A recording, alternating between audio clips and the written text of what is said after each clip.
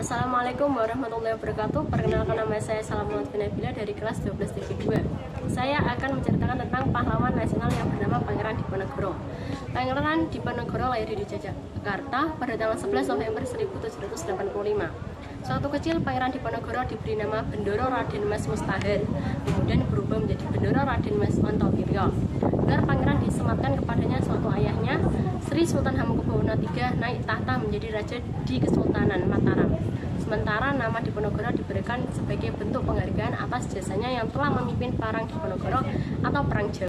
Kekecewaan Pangeran Diponegoro mulai memuncak ketika Patih Dunareja menerima perintah Belanda untuk memasang tonggak rel kereta api di atas makam leluhurnya. Dia pun bertekad melawan Belanda dan menyatakan sikap perang pada 20 Juli 1825. Pihak istana memerintahkan 2 bupati keraton untuk menangkap Pangeran Diponegoro sebelum peperangan dimulai. Pada tahun 1827, Belanda melakukan perlawanan menggunakan sistem benteng sehingga pasukan Diponegoro terjepit. Satu persatu para pemimpin gugur dalam peperangan tersebut. Pada akhirnya di tanggal 28 Maret 1830, Jenderal de Kock berhasil menjepit pasukan Diponegoro di Magelang. Di waktu itu, Pangeran Diponegoro menyatakan bersedia menyerahkan diri dengan syarat sisa anggota laskarnya dilepaskan. Belanda pun menyetujuinya, kemudian menangkap Pangeran Diponegoro dan mengasingkannya di Manado.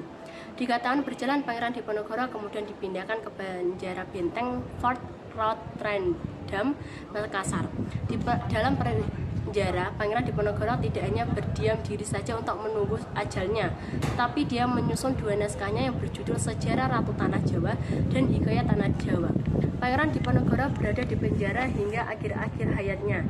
Soal meninggal Pangeran Diponegoro tidak dipulangkan ke pulang kampungnya. Ia dimakamkan di kota Makassar. Ibunya Pangeran Diponegoro bernama Raden Ajeng Mangkrawati.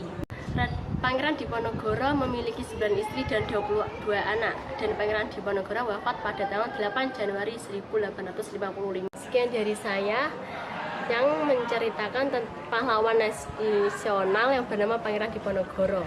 Wassalamualaikum warahmatullahi wabarakatuh.